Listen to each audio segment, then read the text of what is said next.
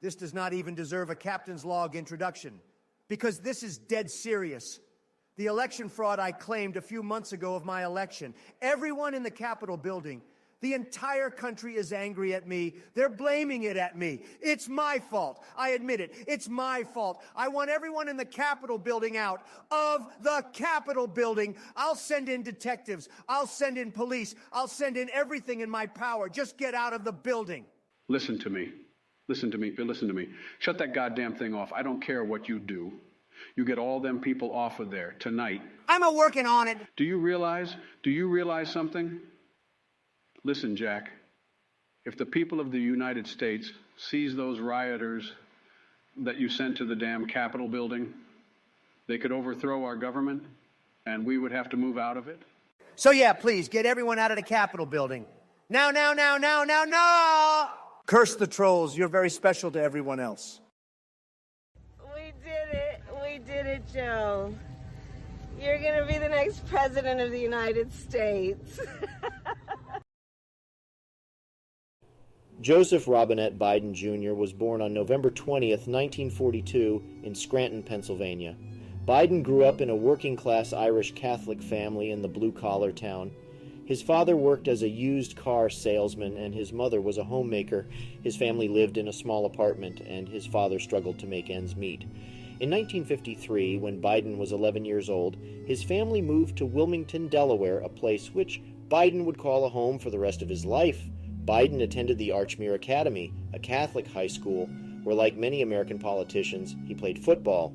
After graduating from high school in 1961, Biden attended the University of Delaware, where he studied history and political science. He was a member of the university's ROTC program and worked as a lifeguard during the summers, where he would have a fated encounter with the infamous Corn Pop.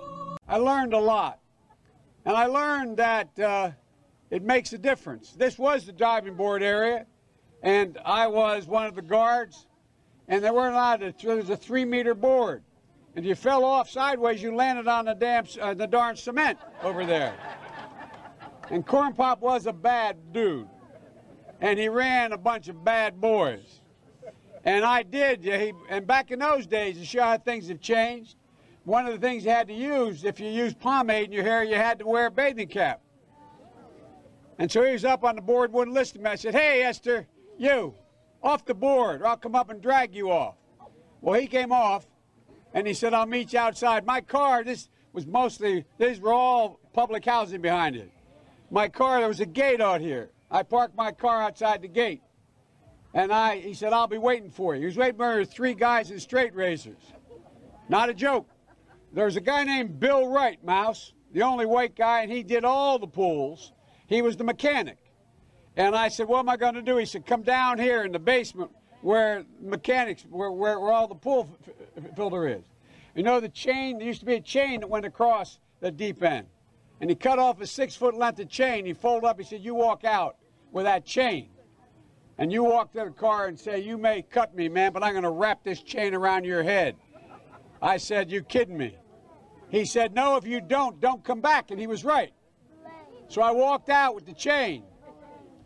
And I walked up to my car.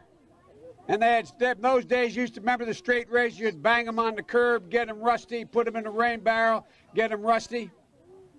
And I looked at him, but I was smart then. I said, "First of all," I said, "when I tell you get off the board, you get off the board, and I'll kick you out again, but I shouldn't have called you Esther Williams. I apologize for that. I apologize, but I didn't know that apology was going to work." He said, "You apologize to me?" I said, "I apologize for that, not for throwing you out, but I apologize for what I said." He said, "Okay," closed the straight razor, and my heart began to beat again. Anyway, you know, I sit on the stand, and it get hot. I got hairy legs that turn blonde in the sun. Huh? And the kids used to come up and reach in the pool and rub my leg down so it was straight, and then watch the hair come back up again. They'd look at it. So I learned about roaches. I learned about kids jumping on my lap. And I've loved kids jumping on my lap. And I tell you what. After college, Biden attended Syracuse University Law School, where he earned his law degree in 1968. During his time in law school, Biden worked as a clerk for a law firm in Wilmington and later for a public defender's office. In 1966, while still in law school, Biden married Nelia Hunter, whom he had met on spring break in the Bahamas. They had 3 children together: Joseph Beau Biden III, Robert Hunter Biden, and Naomi Christina Biden. Joe Biden has always placed a high value on his family, and his close relationship with his wife and children has been a defining feature of his life and would have a profound impact on his decision-making in politics, especially with foreign policy. Biden was married to Nelia until her tragic death in a car accident in 1972, which took place while he was in the United States Senate, and then President Richard Nixon would try and fail to console him. Hello, Mr. President. How are you? Senator, I know this is a very tragic day for you, but I wanted you to know that all of us here at the White House were thinking about you and praying for you, and also for your 2 children. And appreciate that very much. We know that I understand you were on the Hill at the time, and your wife was just driving by herself. Yes, that's good. But in any event, I mean, looking at it as you must in terms of the future, because you have the great fortune of being young. I remember I was 2 years older than you, and I went to the House. But the main part is you can remember that she was there when you won a great victory, and you enjoyed it together, and now I'm sure that she'll be watching you from now on. Good luck to you. Thank you very much, Mr. President. Okay. I appreciate it. Biden has always had an intense relationship with his children throughout their lives. Beau Biden, Delaware's Attorney General from 2007 until his death in 2015, was a key advisor to his father and played a leading role in Biden's decision to run for president in 2020, as well as his later views on American interventionism overseas. Beau was also close friends with Kamala Harris, which likely influenced Biden picking her as his vice president, despite their rocky relationship. After law school, Biden joined a law firm in Wilmington and later became a public defender in Newcastle County, Delaware. He was elected to the Newcastle County Council in 1970 and served on the council until 1972. In 1972, Biden decided to run for the United States Senate for Delaware, challenging incumbent Republican J. Caleb Boggs. Despite being a relative unknown, Biden won the election, becoming one of the youngest senators ever elected to the U.S. Senate, a contrast to his later achievement of becoming the oldest U.S. president. He was re-elected to the Senate 6 times, serving from 1973 until 2009. Joe Biden's time as a senator spanned over 36 years, from 1973 to 2009. During his long tenure in the Senate, he became known as a leading voice on foreign policy and served as chairman of the Senate Foreign Relations Committee for several years. Biden's early years in the Senate were marked by a record of bills looked upon now as major blemishes on not only his career, but the country. He helped author the Comprehensive Crime Control Act of 1984, which included provisions related to mandatory minimum sentencing and increased penalties for drug offenses. In 1986, Biden was a key sponsor of the Anti-Drug Abuse Act, which established harsh mandatory minimum sentences for drug offenses, a provision that he later expressed regret for. Despite his regret, Biden would continue to support legislation that would discriminate against Black Americans and balloon the American prison population. Biden was a close friend of Strom Thurmond, who was an open segregationist and worked with him on legislation in and gave his eulogy after his death. Biden has always had a questionable record on civil rights and even went as far as to say he did not want his children to grow up in what he described as a racial jungle.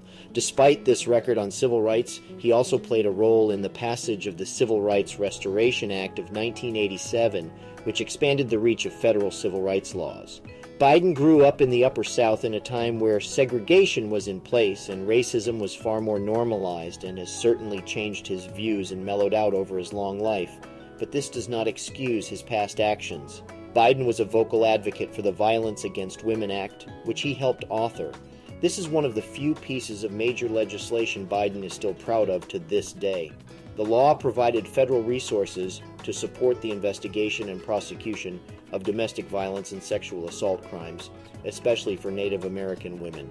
However, this was attached to the Tough on Crime Act, which further contributed to the ballooning of prison population.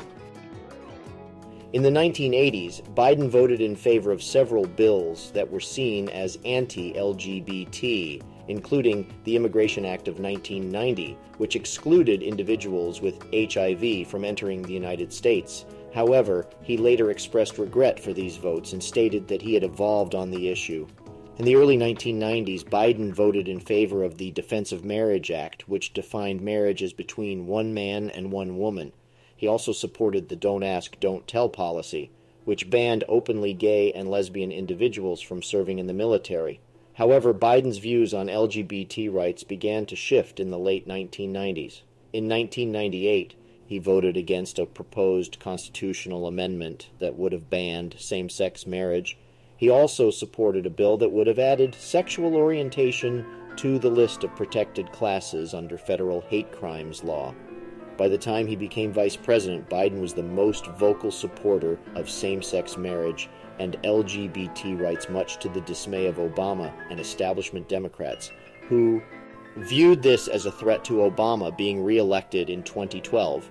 As the Republican nominee was Mormon fundamentalist Mitt Romney. The Romney camp has been silent all morning on what appears to be the candidate's leaked Google search history, which includes searches such as average wife lifespan, normal way for men to shake hands, and must the president look at people. Our own Jason Copeland is in the 2012 election research bunker attempting to sort things out. Jason, what does this mean for the Romney campaign? We've just got so much information here, months and months of Romney's Google searches. We're working nonstop trying to make sense of all this. Right now, it's a little early to draw conclusions about what searches like convincing them you can taste the food or making the man eat garbage can tell us about Mitt Romney. Okay, now, Jason, I don't mean to interrupt you, but we are just now getting a statement from the Romney camp. Quote, Mitt Romney is concerned with turning this economy around, not whether or not he searched for human teeth parade or standing in the dark room, the baby yells, make the baby sleep once more. Obama was, however, elected again, which allowed for the Supreme Court to be pressured into legalizing same-sex marriage nationwide.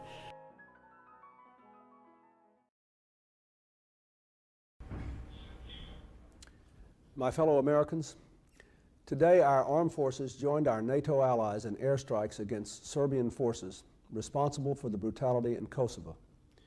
We have acted with resolve for several reasons. We act to protect thousands of innocent people in Kosovo from a mounting military offensive. We act to prevent a wide... In the 1990s, Biden became involved in U.S. efforts to promote democracy and human rights in the former Yugoslavia. He supported U.S. intervention in Bosnia and Kosovo and played a role in shaping U.S. policy toward the Balkans. Biden would go as far as to allegedly state that Serbs were rapist baby killers. While Yugoslavia was engaging in genocide against Bosnians, Albanians, and Croats during the 90s, the response by NATO was to bomb civilians rather than military targets, which caused Serbian forces to become even more violent and depraved, only serving to prolong the conflict. To this day, Biden is seen by many in Serbia as a vile racist.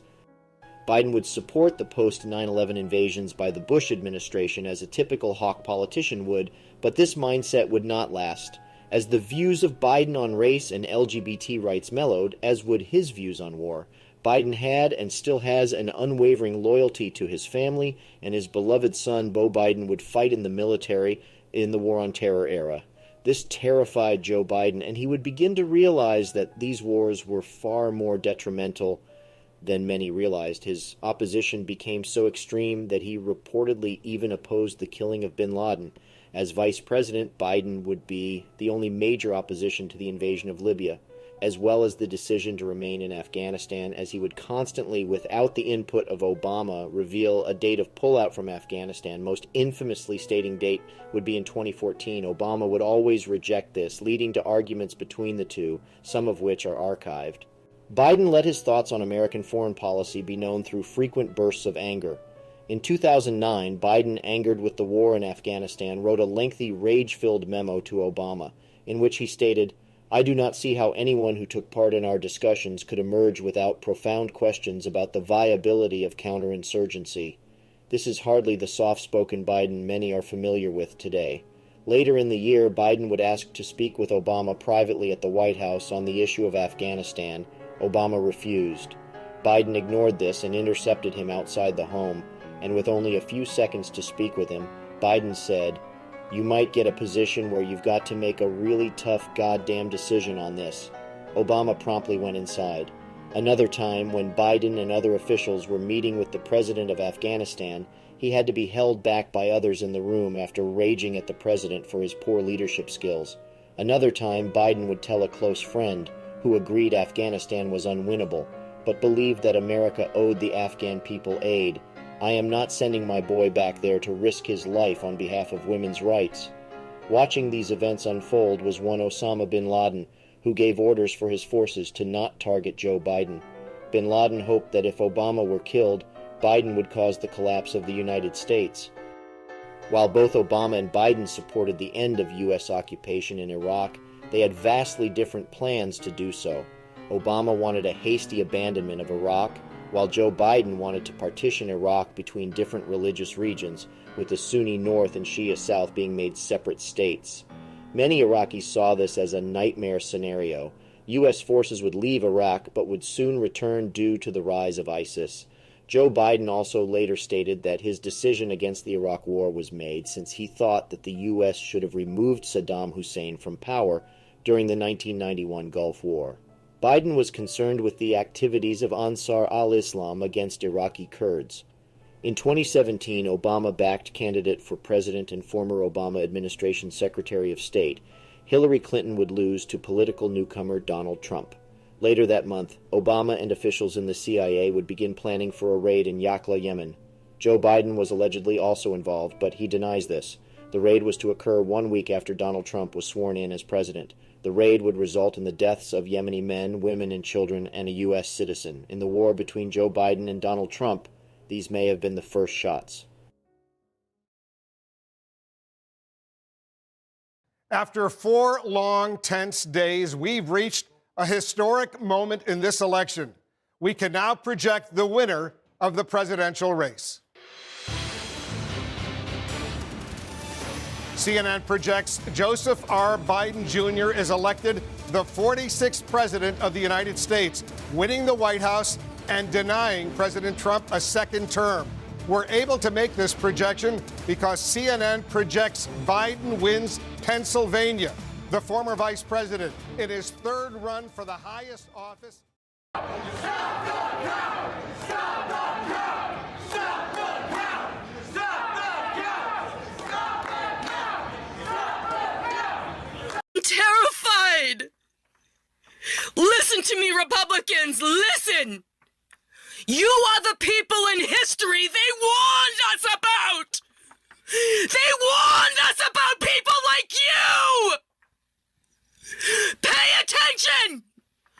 We're losing our democracy! Wake up! Wake up! Stealing the election! The media's covering up! The Biden crime family stealing this election! The media's covering it up! The Biden crime family stealing this election! The media's covering up! We want our freedom for the world! Give us our freedom, Joe Biden! Your Biden's covering up this election! He's stealing... During the time this video was published, Joe Biden is the President of the United States, having defeated his predecessor Donald Trump in the 2020 election. But how did Biden succeed where so many others failed in defeating Trump? To understand this, one must first understand what Biden did not do. What separates Joe Biden from others in their attempts to defeat Donald Trump is that, unlike those others in the Democratic Party, he never had to play dirty. Allegations of election fraud have been thrown at Biden as well as other Democrats, but in research, the ones against Biden hold no merit in comparison to those at other Democrats. Firstly, all of Trump's claims will be analyzed and debunked. Secondly, those against other Democrats will be analyzed as well. One of the earliest claims made involving fraud in the 2020 election involved Wisconsin, before votes were even done being counted. At 11:43 p.m. on Election Day, the Associated Press and other networks, including Fox, began having issues in tallying votes from certain areas. Despite local counties having the correct numbers, the media networks began attributing Biden votes to Trump and vice versa. This gave the appearance of an artificial spike in Biden numbers, as well as at some points for Trump as well. However, the issue of using this to back election fraud ignores that the news is not responsible for counting votes and that the counties had the correct numbers and the error was corrected live. Allegations that votes for Trump were changed to be Biden votes have never had any evidence come forth to prove them. Many election deniers cite the fact there was high voter turnout and large use of mail-in ballots prove election fraud. This ignores the fact that there was an ongoing pandemic, an upward trend of voter turnout, and increased political activity from Americans. One claim that also exists is that mail-in ballots have been rejected due to them being for Trump. While there have been instances of this happening in isolated instances, they were reportedly all corrected and did not impact the election outcome. Another major claim is that many poll watchers were barred from observing the election process. This, however, ignores, again, that there were precautions in place due to the ongoing pandemic, as well as that many of those barred from entry were themselves attempting to illegally interfere in the election process. One of the less baseless claims involves mistreatment of voters in nursing homes. There have been many stories of voters in nursing homes being manipulated or having their ballots tampered with. Nursing homes in the United States are not known for their lack of corruption. There, however, have been investigations into this, with many claims being dismissed. Regardless of if the dismissal were correct, the number of votes claimed to have been fraudulent would not have impacted the overall outcome of the election. Many claims were investigated due to the many lawsuits made by the Trump legal team. All but one of these have either been dismissed or are still under investigation, with most being the former. Among these include an attempt for high courts to deny the use of electoral votes from states involved in other suits, an attempt to block Minnesota certification of Biden win due to a higher voter turnout and allegations that they had failed to perform their duties by required dates, claims that illegal votes were counted in Georgia, allegations of glitches in Georgia vote counting, claims that absentee ballots did not arrive in time to be counted, claims that election officials acted with misconduct, allegations that Dominion voting machines were controlled by foreign assets, allegations that rejection rates of ballots were too low in Georgia, allegations that Fulton County, Georgia allowed for thousands of illegal ballots, claims that Michigan absentee ballots were in fact void, allegations that Detroit, Wayne, Washtenaw, and Ingham counties in Michigan had irregularities that required their results be dismissed, allegations of illegal expulsion of poll watchers in Michigan, failures of Detroit election officials to perform proper activities on proper dates, allegations of faulty signature verification software in Nevada, accusations of extensive fraud in Nevada with no further elaboration, alleged illegal verification software existing in Nevada, allegations of illegal drop boxes in New Mexico, accusations that Mike Pence violated the 12th Amendment by accepting the electoral votes, and allegations that Wisconsin gave out illegal absentee ballots without proper verification. These are the major claims of the lawsuits. None would impact election results. One of the more prevalent claims of election fraud within the last few election cycles involves allegations of foreign interference in the elections, usually either from Russia or from China. In 2016, Hillary Clinton, Barack Obama, and other prominent Democrats began claiming that Donald Trump had colluded with the Russian government to impact the outcome of the elections. The allegations primarily involve using advertisements on Facebook. These claims never went anywhere, and the idea that a few Facebook ads could determine the outcome of the election makes little sense, especially considering the relationship between Trump and Putin was far from friendly. But just like with his campaign slogan, Trump loves to steal ideas from people he does not like. After the 2020 election, Trump and allies began accusing China of interfering with the election results. Every 4 years will bring more allegations of countries changing election results, seemingly. Last year, a Trump-endorsed film titled 2,000 Mules was released, which claims to prove election fraud in the 2020 election. In my research, I watched and analyzed this film, and that is time I will never get back. Dennis Prager is in this movie, and he is the voice of reason. Dennis Prager, the voice of reason. Before I go into detail on the claims presented in this film, keep in mind that the creators of the movie were arrested, and when in court they were asked to present evidence for the claims they presented. If they had this evidence, they could have walked free. They refused. The main claim 2,000 Mules presents is that an independent election fraud investigation organization have obtained evidence via tracking phones and public access to security cameras. that at least 2,000 individuals illegally transported multiple fraudulent ballots to drop boxes in key battleground states, these people being the mules. Automatically, what one should take note of is that there is no way they have access to any way to track tens of thousands of people through their phones. On their CSI Miami knockoff computer screens in what I can only assume is some rented-out set, they display maps featuring dots said to represent the so-called mules. Of course, looking at these maps long enough makes one realize that according to said maps, Chicago is now in Michigan, and Atlanta has suddenly turned into an exact replica of Moscow.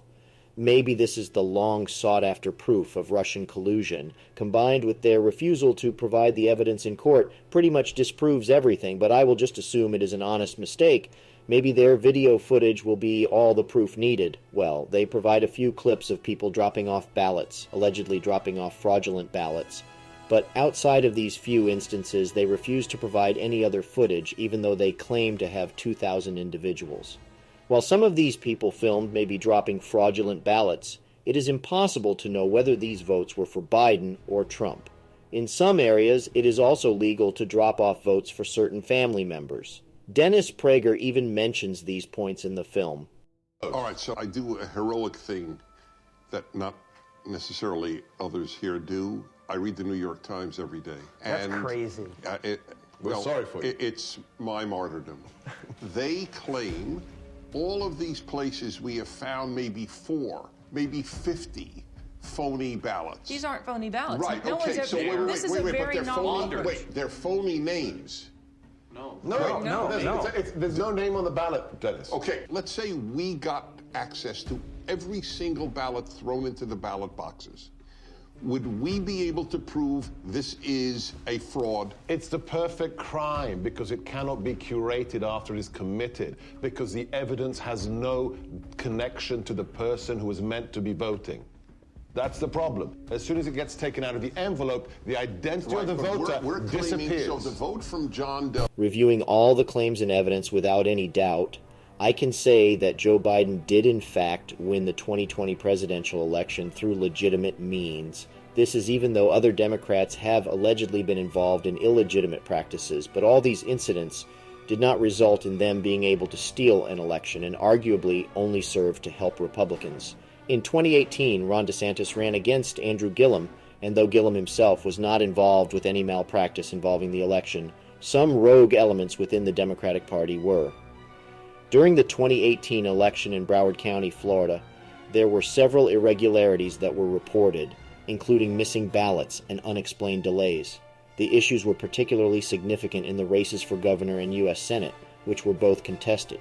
As the votes were being counted, it was discovered that a sizable number of ballots had not been counted due to machine malfunctions and other issues. Also, some ballots were misplaced or mishandled, leading to concerns about the election's integrity. Despite calls for an investigation, the final results of the election were certified, though the controversy surrounding the irregularities has continued to be a source of concern for many voters in Broward County and beyond. These issues were significant enough that many sources retracted their projections for a DeSantis victory, and it was possible that these factors could impact recounts and cause Gillum to gain the lead. At the center of this controversy was Brenda Snipes.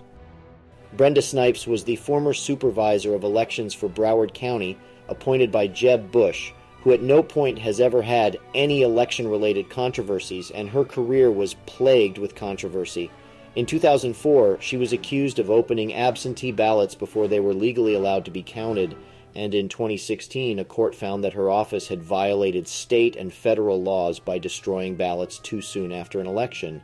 In 2017, Snipes was also sued by the American Civil Rights Union for maintaining inaccurate voter rolls, which the group alleged included ineligible voters and deceased individuals. These incidents, along with others, contributed to criticism of Snipes' management of the elections office and her handling of elections in Broward County. The close call with DeSantis brought her activities to national attention, and the pressure led to her being suspended by lame duck Governor Rick Scott. Despite this, DeSantis, upon being inaugurated, unsuspended her in his vast, infinite wisdom. Despite this, the incidents only served to make DeSantis more popular. The 2016 Democratic primaries between Hillary Clinton and Bernie Sanders were quite close, too close for Hillary Clinton. There were several allegations made during the 2016 Democratic primaries that Hillary Clinton and her campaign team used financial resources to sway the election in her favor. The primary source of controversy was the Hillary Victory Fund, a joint fundraising committee established by the Clinton campaign, the Democratic National Committee, and state Democratic parties. Was being used to circumvent campaign finance laws and to give Clinton an unfair advantage in the primaries.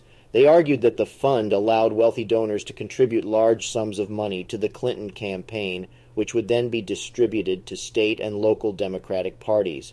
These parties would then use the money to support Clinton's campaign, giving her an advantage over her primary opponent.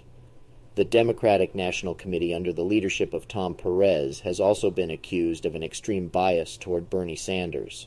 While none of this was technically illegal by itself, the immoral aspects of the actions taken by Clinton and her allies served to hurt her campaign. But I'm not done yet! There was as much as a 12% voter overlap between Donald Trump and Bernie Sanders, meaning that if Trump had faced Bernie in the general election, Bernie likely would have won. This serves as another example of self-sabotage by the Democratic Party. But this would not be the end of discussion of malpractice from Clinton. The Democratic National Committee and Hillary Clinton settled a $6 million lawsuit with Republicans who alleged that the Democratic National Committee and Clinton's campaign had conspired with a former British spy, Christopher Steele, to spread false information about Trump during the 2016 election.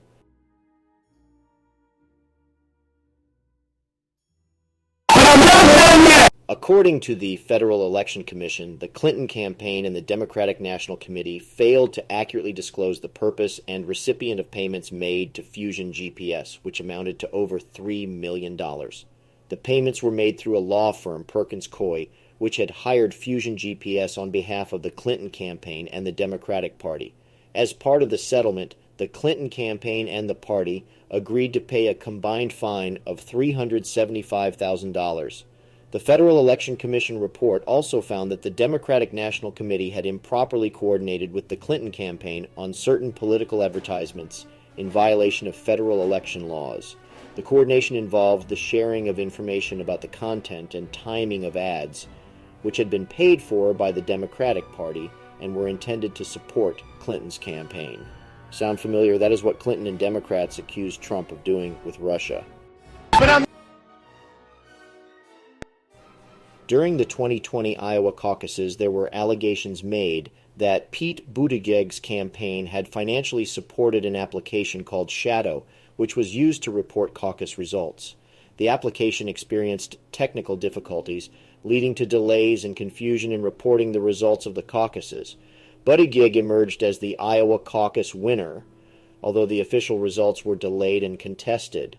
Buttigieg declared victory multiple times before any substantial results were released. Some individuals and organizations alleged that Buttigieg's campaign had a conflict of interest in supporting the application, which was created by a company called Shadow Inc. that had ties to Buttigieg's campaign staff. However, the Buttigieg campaign denied any direct financial or organizational ties. The Associated Press reported that these monetary ties did not exist, or at least that is what the title of the article claimed. In the article titled "Pete Buttigieg Campaign Did Not Pay for Iowa Caucus App," they state in the 11th line, Buttigieg's campaign paid Shadow Inc., the company behind the Iowa Caucus app, $42,500 in July for text messaging software campaign finance records show. The defense is that Buttigieg simply funded the company for the development of unrelated software. It does not take too much critical thinking to uncover how this is intentionally misleading.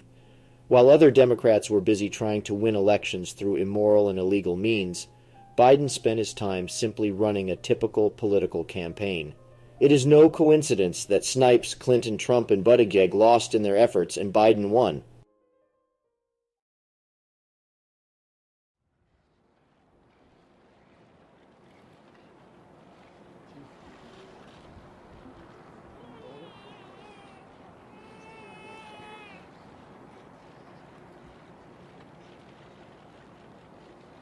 Please raise your right hand and repeat after me. I, Joseph Robinette Biden, Jr., do solemnly swear. I, Joseph Robinette Biden, Jr., do solemnly swear. That I will faithfully execute. That I will faithfully execute. The office of President of the United States. Office of President of the United States. And will, to the best of my ability. Will, to the best of my ability. Preserve, protect, and defend. Preserve, protect, and defend. The Constitution of the United States. The Constitution of the United States. So help you God. So help me God. Congratulations, Mr. President.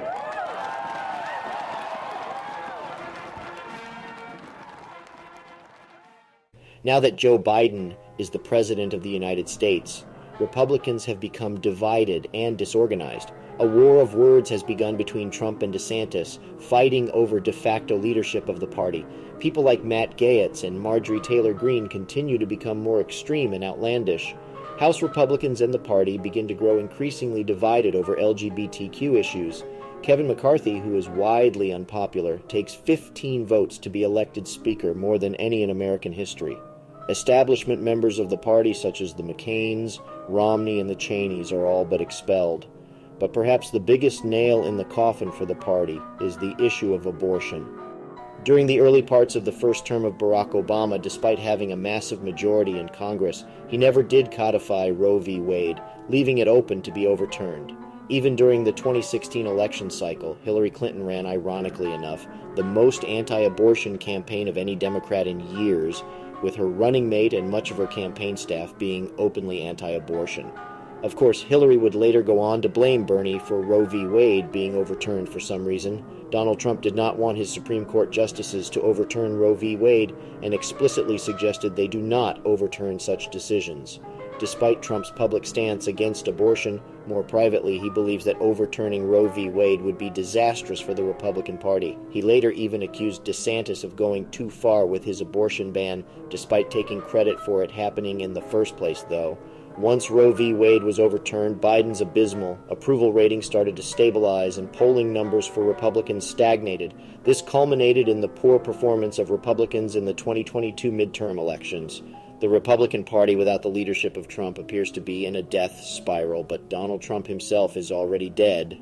Donald Trump nearly a decade ago in 2015 and Donald Trump today are not the same person. His loss in 2020, alleged abuse by allies and family, and his old age have warped him into a weak caricature of the man he fears most, Ron DeSantis.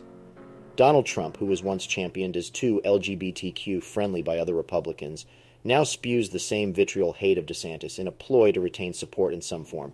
With Ron DeSantis running for president, it does not appear that this shift in Trump's mentality will mellow out. Donald Trump is not the only person with competition. Joe Biden is facing significant challenges from Robert F. Kennedy and Marianne Williamson, who in some polls pull up to 20% and 9% respectively. While another Clinton run is unlikely, there have been rumors of another attempt by Bernie Sanders to run for the presidency, though this is also unlikely. While the Democratic establishment tries to ignore this, it does pose a threat to Biden. This will be the first time since 1982 that both major party candidates face major opposition. Joe Biden once told his major donors that nothing would fundamentally change if he was elected. He was right, but not in the way he thought. Despite Biden and Trump's differences, they are both the black sheep of their respective parties, outcasts who were never supposed to be the president. The only question this leaves is who will be the next outcast in office.